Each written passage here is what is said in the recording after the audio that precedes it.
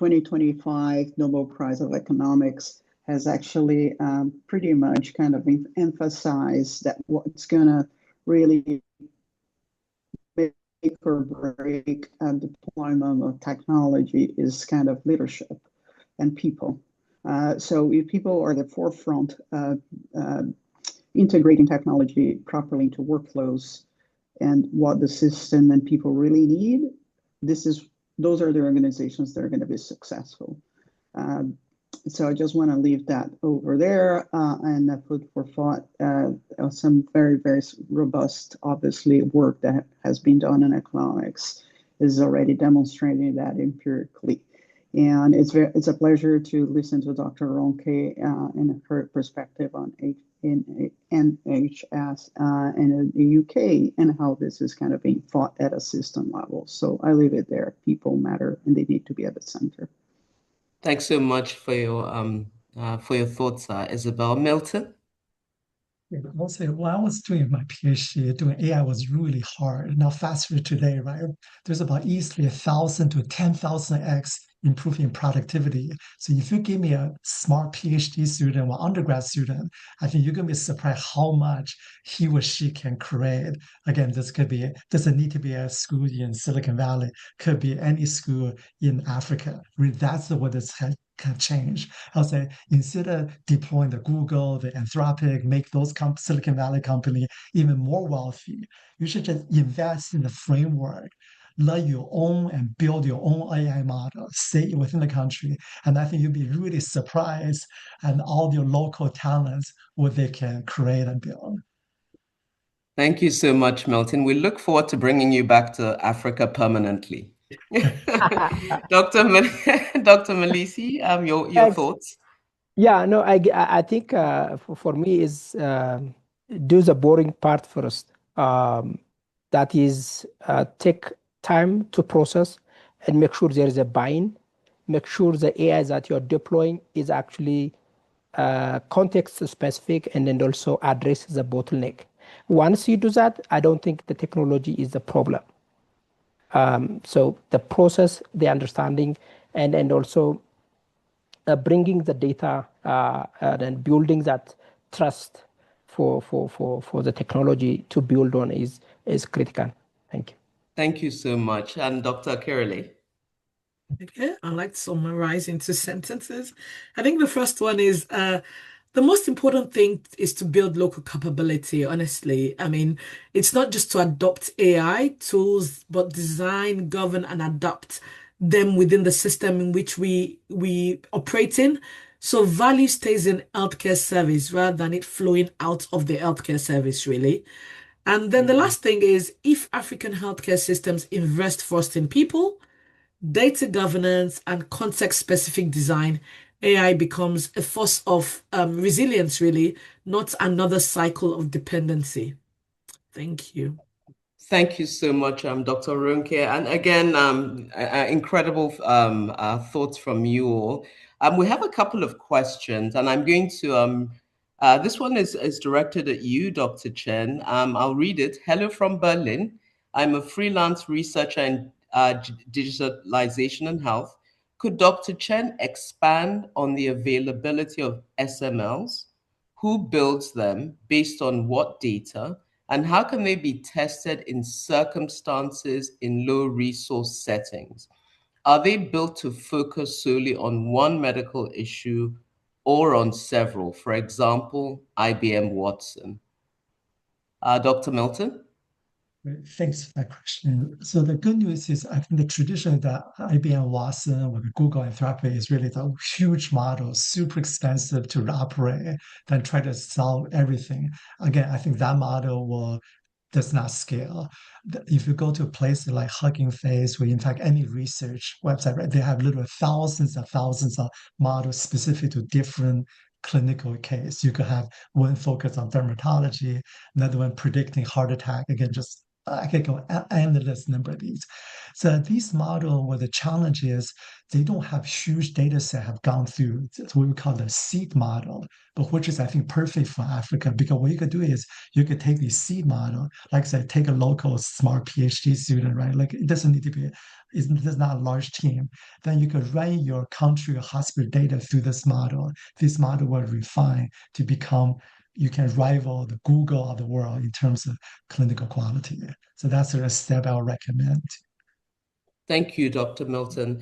And the next question is from Dr. Antene from Addis Ababa. What shall be done with AI fluency and literacy among healthcare professionals? Any policy with that regard? Without such knowledge, how do we impose AI? Thank you. And I think I'll ask Dr. Melisi, just given your work over the last several years, I'd love for you to address this question. Thanks. I think that's a great question, and I think everyone buys that. So in our context, for example, on scaling our digital system through the government systems that they have, this was one of the questions that came up every now and then through discussion. So what we did was we actually assembled a panel of experts to sit down, spend time, about 2 weeks or 3 weeks, and come up with a module that can help the health workforce to train themselves in their own pace. So we developed 2 modules. One is for the in-service, a continuous professional development module, where the health workforce can actually learn themselves to, that's technically about creating awareness or literacy. The other one is we developed a module that in collaboration with academic institution, that's technically to train the next generation. For that module, for example, we have like 3 tiers of the contents. The first, the basic, intermediate, and advanced, where we have AI, machine learning, geospatial intelligence, and so forth. So those graduate students actually be exposed at the early stage in their academic setting, so that they won't be stranger, or they join the health workforce with that full awareness of data literacy, technology literacy, and also actually we also incorporated a capstone project where those trainees going through those advanced training, they go to the health system, being placed in the health system in order to identify a problem where these advanced technologies actually address. So that's how we approached, and we're hoping to build on that. But those modules have been accredited, they have been government endorsed. So I think that probably be a way to go to address in mass. Thank you so much, Dr. Melisi. Thank you. I have one more question for the sake of time, and then I'll hand back to Dr. Igbe. The question is from Ekene in Nigeria. How impactful is AI going to be, particularly at scale, in developing countries where the availability of basic infrastructure and manpower is still a challenge? Now, we touched on this already, but I think I'll punt this back to you, Milton, because you set up COVID surveillance and response for the state of Qatar. You have set up communications live and video between the space station with NASA and Earth.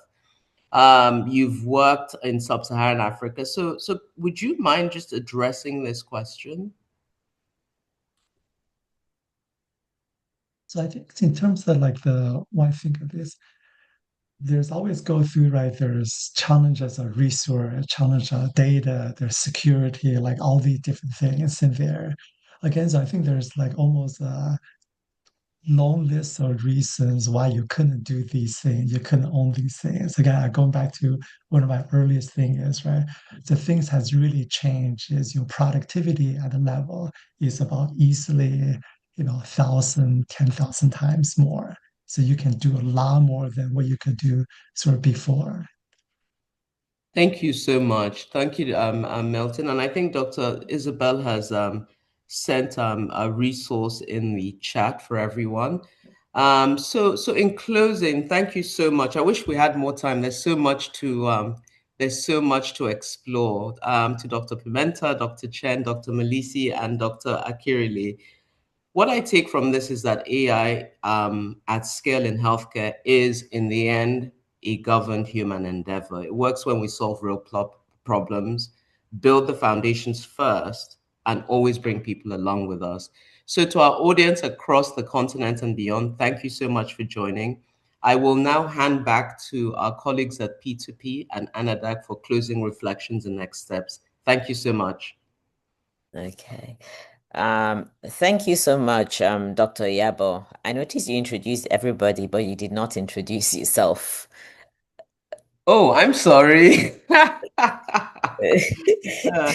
Well, I'll give a very, very brief intro. I'm Dr. Yabo Tinubu-Koch, a healthcare executive, worked for more than 30 years as a practicing clinician and a health care executive in the United States. Also spent about 5 years in the Gulf, a hospital turnaround, a CEO of Sidra Medicine, where we launched the first bone marrow transplant unit, GMP, and transitioned really to biotech life sciences. And I've had the pleasure of working quite a bit with Dr. Milton Chen, who is one of the most innovative people in healthcare delivery, health services, biotech, and life sciences. So thank you so much. I'm really optimistic. Just listening to these experts today, we have the building blocks. It's time for us, as Dr. Milton said, no more excuses. We have what it takes. I'm really impressed with what's happening, and I look forward to crossing paths with members of our panelists and hopefully some members of our audience in the very near future.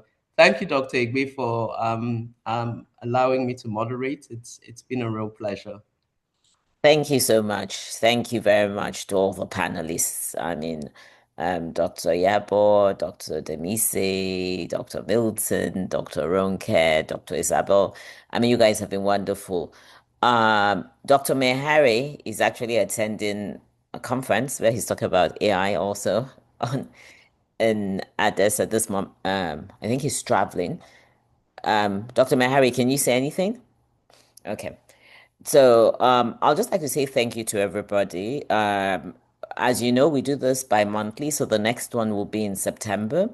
And there have been actually some, I think, direct impacts. We are sort of linked to the first AI in healthcare diploma on the continent, which is in BYU in Ethiopia. So for folks talking, so there are things, and I know that there are several academics on the line. I think one of the things we decided, Anadach and P2P, to do this was really to influence the next generation or the generations of healthcare professionals coming along. So we're really excited How about our generation? And our generation, I mean, which we're already here. And as Milton says, there is no choice. And so there's a recording available. So for everybody who's online and the speakers, thank you so much. Please know that this will go far beyond the participants who were just on the line. So we have recordings of this and all other webinars on the line. The next one is in September. I will appreciate it if you could join us then. The other thing is that I believe during in the invitation for Zoom, and you will also get it in the post invitation, we have been doing a survey. We're really trying to understand where healthcare providers are in where they are in their AI journey. So please, we are sort of surveying, and we will be doing this in the follow up to this.